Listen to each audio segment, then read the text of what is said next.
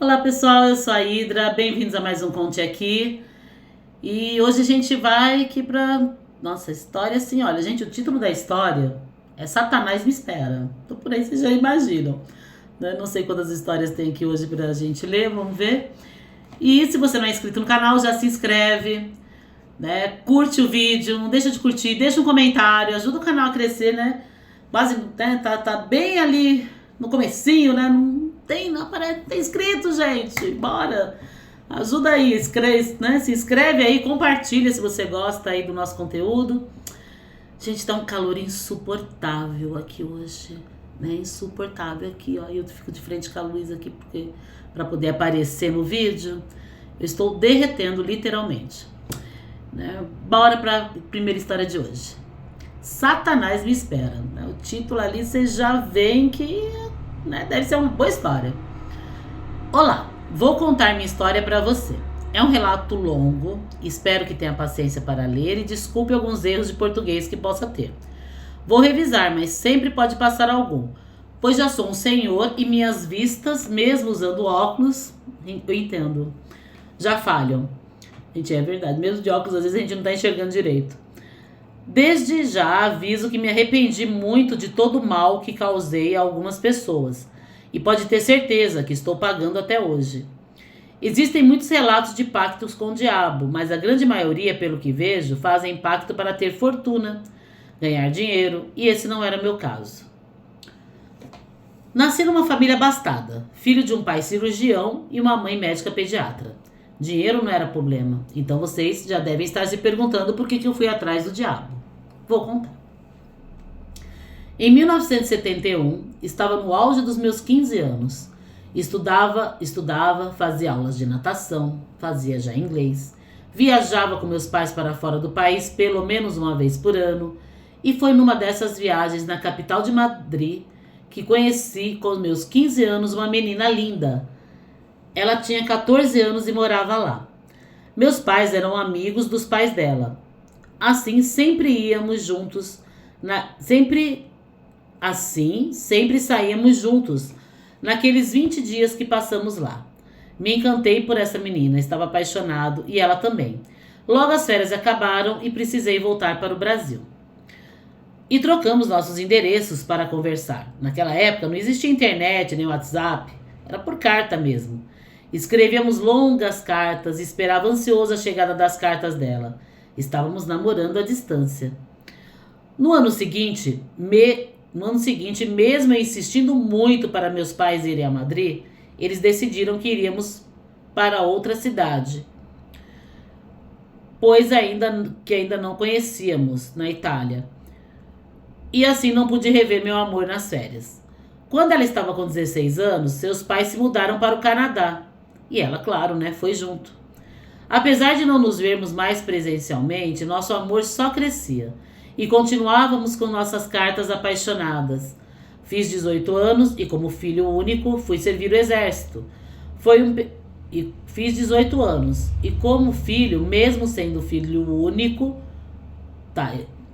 Ele era filho único e mesmo sendo filho único, ele foi servir o exército. Porque eu acho que eu entendi o que ele quis dizer. Porque, assim... Eu não lembro, mas tinha, né? Eu lembro que sempre se falava que quando o filho era único, não podia, não era obrigatório servir o exército, né? Mas no caso dele, ele foi servir o exército. Foi um período muito difícil, diferente da vida que eu costumava ter, um verdadeiro horror. Quase não consegui mais falar com ela, né? Fiquei muito traumatizado, mas enfim, sobrevivi. Agora estava com 20 anos. Fui visitá-la no Canadá. Passamos dias inesquecíveis. E tivemos certeza que nosso amor seria para sempre. Eu iria começar minha faculdade de engenharia, após muitas brigas em casa, pois meus pais achavam que eu seguiria a carreira deles. Mas com certeza eu nunca seria médico. Ela a essa altura, já tinha terminado seus estudos e se preparava para ser professora. Todos os anos eu ia visitá-la nas minhas férias e ela conseguia vir apenas uma vez para me ver no Brasil. Terminei meus estudos, montei uma construtora com a ajuda do financiamento do meu pai Estava ganhando agora meu próprio dinheiro. Aluguei uma casa grande com quintal e fui buscá-la para nos casarmos. Sua família e ela ficariam hospedados na casa de meus pais até o dia mais feliz da minha vida. Nosso casamento foi perfeito. Ela estava como uma pintura. Começamos nossa vida juntos aqui no Brasil para nunca mais nos separarmos. Ao menos era isso que eu pensava. Ela logo aprendeu fluentemente nossa língua e em pouco tempo estava de volta às escolas dando aulas de inglês e espanhol. Eu ganhava cada vez mais e, lógico, construí uma bela mansão para nós. Queremos muito ter filhos, mas por mais que tentássemos, nosso filho não vinha. Com o passar dos 5 anos de casamento, minha amada cogitou a hipótese de adotarmos uma criança. Mas eu não aceitei, queria um filho meu, de sangue. Não ia deixar minha herança para qualquer um. Com isso, primeiro veio a apatia da minha esposa, e depois as brigas. E por fim, a apatia de novo. Ela vivia triste e eu não sabia o que fazer para alegrá-la e ver seu sorriso novamente. Ela fez vários exames, eu também, e nenhum médico achava o motivo para a gente não ter filho. Minha amada foi chamada para dar aula numa escola particular, onde ganharia muito mais e ficou animada com isso, apesar de não precisarmos de dinheiro.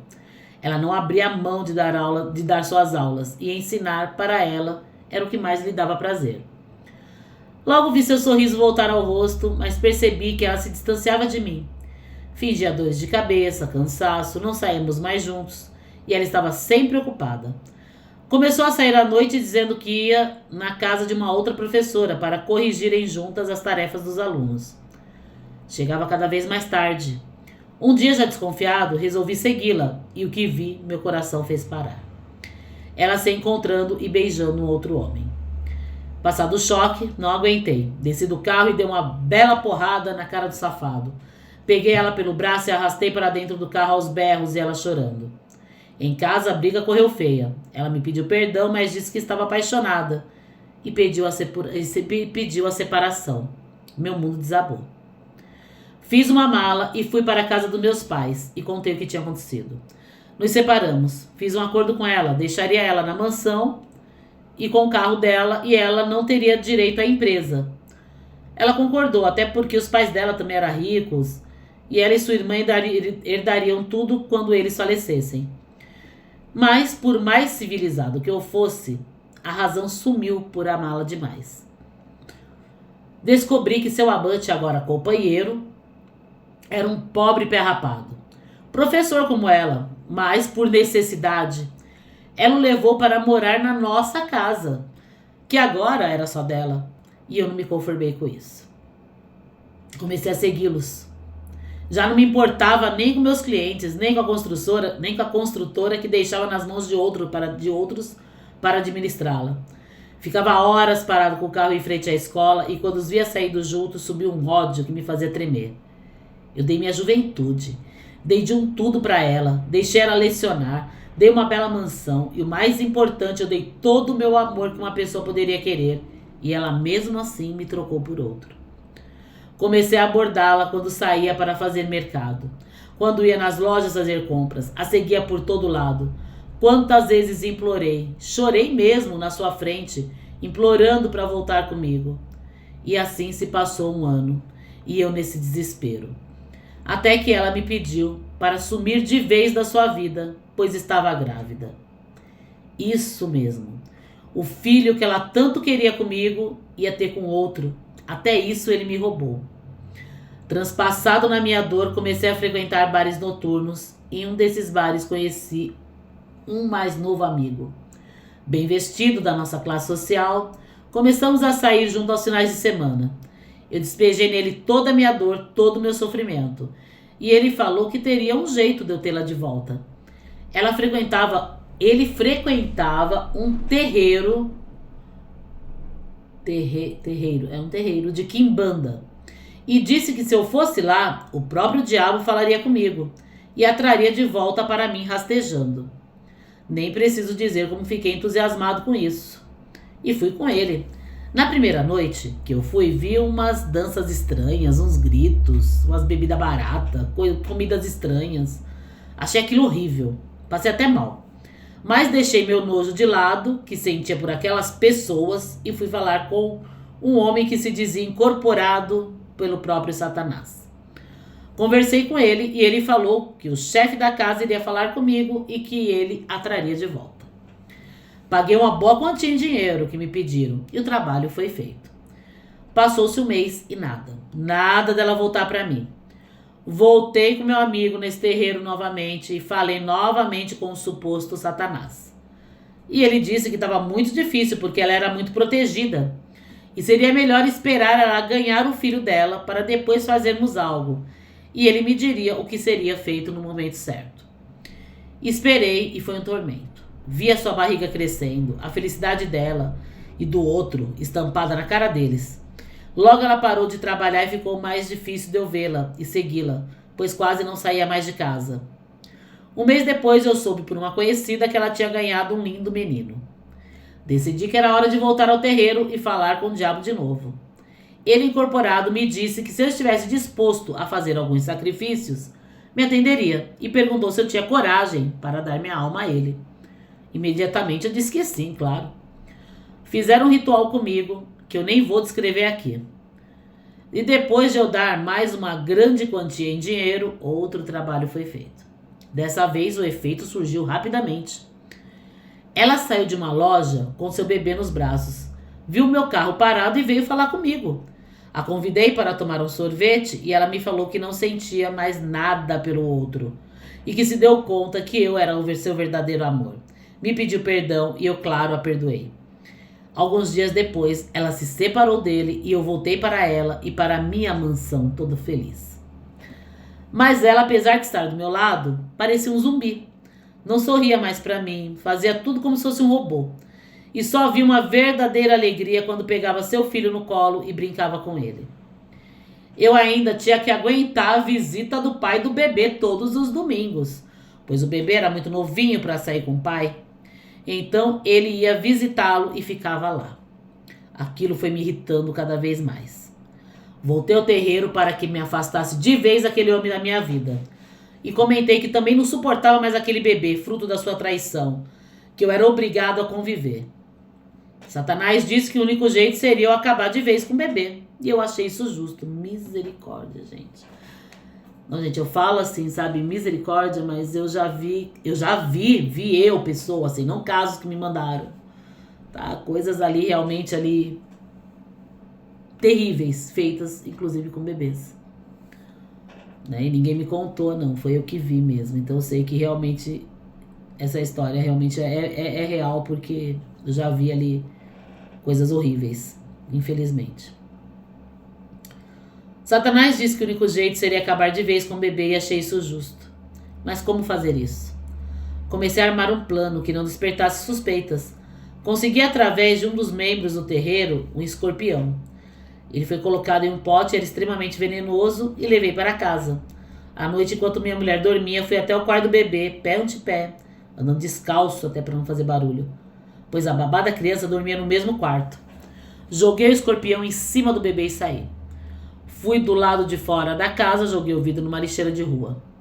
Quando voltei, me deitei, mas não dormi. E logo ouvi o grito horrível da babá ecoando pela casa. Minha mulher levantou desesperada e eu também, fingindo espanto. Corremos ao quarto do bebê. Ainda vi o escorpião em cima do seu bercinho e tratei de matá-lo. Corremos para o hospital, mas o bebê já chegou lá sem vida. Misericórdia, gente. Ai, não, gente, tem umas histórias assim que... Ai, realmente é pesadas, né? Nossa, vou tomar até um golinho de água.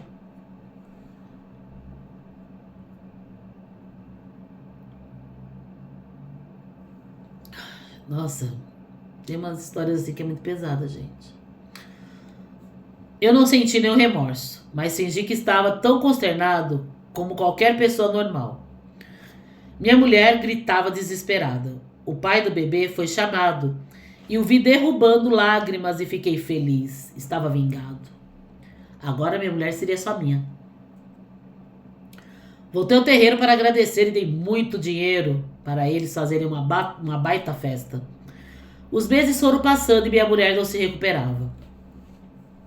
Vivi em total e profunda tristeza. A beleza dela foi embora. Claro, né? Ele queria o quê? Que ela ficasse rindo? e parecia como um boneco sem vida. Levei ela aos médicos, a benzedeiras, ao próprio terreiro que eu ia. E nada do que fizessem tiravam ela daquela apatia eterna e daquela tristeza. No aniversário de 1 ano da morte de seu bebê, minha esposa se suicidou. Ela foi, sabe, gente? Deu folga aos funcionários, se trancou no quarto, tomou vários comprimidos e... Em casa, sozinha, quando cheguei, entrei em desespero. Me entreguei completamente à bebida. Vendi a mansão. Meus pais não me aceitavam em casa daquele jeito. Então aluguei um apartamento. Viciei em jogo, num cassino clandestino. E aí foi minha ruína. Perdi tudo. Dinheiro, empresa, carro, casas, tudo. Finalmente meu pai me deixou ficar na casa deles. Minha mãe já tinha parado de trabalhar e meu pai ainda estava no hospital, mas não fazia mais cirurgias. Logo comecei a roubar dos meus pais para sustentar meus vícios. 1 ano depois, minha mãe faleceu de desgosto. Meu pai, vendo que eu não tinha jeito, me jogou novamente na rua, já que eu me recusava a me internar. Virei mendigo. Comecei a dormir pela rua e a pedir esmolas. Meu pai, vendo aquilo, não aguentou. Alugou um quarto para mim, me deu banho, comida, roupas novas. Toda semana me levava um pouco de dinheiro para mim, mas eu gastava num dia, nos cassinos, em bebida. Alguns meses depois, meu pai teve uma parada cardíaca e também faleceu. Como era filho único, herdei tudo, mas em menos de 5 anos, dilapidei todo o patrimônio que meu pai e minha mãe construíram. Foi tudo para os jogos. O cassino que eu jogava foi descoberto. A polícia prendeu todos. Eu, como era só mais um viciado, passei apenas 3 dias na delegacia numa cela e depois fui liberado. Não tinha mais o jogo e me afundei de vez na bebida. Comecei a ter pesadelos com o próprio diabo, me perseguindo. Em sonhos, vejo o bebê que tirei a vida e minha mulher me agredindo. O diabo vem todas as noites me ver há anos. E isso eu já sei que é porque logo vai me levar. Hoje estou com quase 70 anos. Moro num quartinho, vivo do resto do dinheiro que sobrou, bem pouco. Continuo bebendo. Tive diagnóstico de cirrose, tenho diabetes, pressão alta, não me importo. O médico disse que se eu não parar de beber, eu vou morrer. E é o que eu quero. Sei que Satanás estará me esperando. Sei que ficou longo meu relato, mas foi bom desabafar. Obrigado por ler. Não peço que tenham empatia por mim, pois eu só sou culpado mesmo. Fui mal e mereço o pior nesta vida e nas próximas, se existir. Nossa, gente, essa história é tão pesada, assim que eu não sei nem o que falar pra vocês. Eu não consigo, acho que nem comentar. Né? E olha, apesar de você já ser um senhor aí de seus 70 e tantos anos, né? Ele fala que ele tá quase 70, mas se ele era de 71, ele tá com 70 e poucos anos, enfim. Né? Não sei, enfim, não sei nem se ele escreveu certa a idade dele ou não, mas enfim, isso é o de menos. É que assim, ele fez tanta, a maldade que ele fez foi tão grande, né, tão gigantesca, que, gente, sinto muito, eu não consigo sentir pena, não. Não consigo sentir dó do que você tá passando, não, colega. É sério, eu não consigo. Né, esse relato vai estar na playlist, né, de histórias reais, tá? Ali, acho que é Histórias Reais o nome da playlist. Me deu até um negócio ali, sabe, gente? Porque realmente é muito pesada essa história. Né? Como um ser humano consegue, né, ter tanta maldade no coração. Gente, deixa aí nos comentários, né, o que vocês acharam aí da história. Né? Ó, sem agredir, sem palavras ali ofensivas, senão o YouTube, né, corta e aí prejudica o canal, tá? E, gente, sei lá, não sei nem o que falar. Gente, bora pra próxima história de hoje? Deixa eu tomar mais um golinho de água aqui pra... Nossa, outra aqui também, gente. Olha, acabei com a vida do meu genro e da minha filha. As histórias estão pesadíssimas hoje.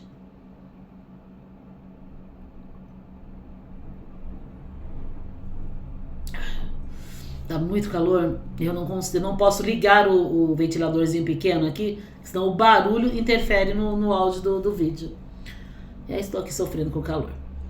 Gente, já se inscreve aí, deixa seu like, compartilha, tá? O vídeo. E bora lá. Acabei com a vida do meu genro e da minha filha. Ah, minha amiga, eu vou te contar essa história, mas promete que não vai me julgar. Não prometo não. Não, gente, não é que a gente não julga. Acho que é do ser humano, né? É da gente, é próprio da gente. A gente às vezes não quer nem julgar, entendeu? Mas dependendo da história, que é anterior mesmo, gente, como que você não vai julgar? Né? A gente tenta não julgar as histórias, a gente sabe que todo mundo erra, todo mundo, né? Ninguém aqui é santo, ninguém aqui é alecrim dourado, nem eu sou, né? Também já fiz muita coisa errada, já fiz muita merda, literalmente, nessa vida. Então a gente tenta não julgar, né? Mas é impossível, às vezes, como ser humano, a gente acabar, né, não julgando. Mas a gente tenta, vou tentar. Vamos lá. Era para ser algo simples. Um pequeno empurrãozinho para proteger a minha filha. Mas acabou saindo do controle, eu admito. Tudo começou quando minha Juliana, minha única filha, nomes já aqui trocados, resolveu se casar com o Eduardo. Eu nunca fui com a cara dele. Não sei. Sabe quando a gente sente que algo não presta? Era instinto. Ele era muito charmoso, disso eu não nego. Mas eu vi ali um aproveitador. Não era homem para minha menina, que sempre foi tão boa, tão dedicada, e eu sempre me perguntava por que ela escolheu ele com tantas outras opções. No começo tentei ser neutra, dei aquele sorriso educado, cumprimentava, recebia em minha casa e fazia minha parte. Eu estava tentando gostar dele, mas definitivamente não dava, ele não me entrava. Mas não demorou para eu perceber que ele estava se afastando a Juliana de mim. Sempre que eu sugeria um almoço em família, ele inventava uma desculpa. Quando eu ligava para ela, parecia que tinha um relógio cronometrando o tempo da conversa. Eu comecei a ficar de lado e isso me doía. O casamento deles aconteceu e eu tive que sorrir durante toda a cerimônia. Mas meu coração estava apertado. Depois de casados, as coisas pioraram. A Juliana mal me visitava e quando vinha, trazia aquele sujeito junto. Ele controlava tudo. Ela começou a se vestir diferente, a falar diferente. Era como se ele estivesse moldando ela. E eu precisava agir, amiga. Foi aí que, no momento de desespero, resolvi procurar a Dona Lígia, uma mulher que todos diziam ser capaz de resolver qualquer problema com suas artes, entre aspas. Nunca fui de acreditar muito nessas coisas. Mas olha, naquela altura, eu faria qualquer coisa pela minha filha. Expliquei a situação para a Dona Lígia e pedi que fizesse o Eduardo sair da vida da Juliana. Ela me deu uma simpatia e, confesso, um trabalhinho mais forte. Aí as coisas começaram a mudar. Paguei muito caro também por esse pequeno trabalhinho que ela fazia. Primeiro, o Eduardo perdeu o emprego. Era o emprego dos sonhos dele, segundo a Juliana, e ele ficou arrasado. Depois começaram as brigas. Eu ouvia minha filha reclamando dele pelo telefone, dizendo que ele não era mais o mesmo. Ela veio chorar comigo algumas vezes, dizendo que o casamento estava desmoronando. E eu, como boa mãe, fingi estar surpresa e dizia para ela ser forte.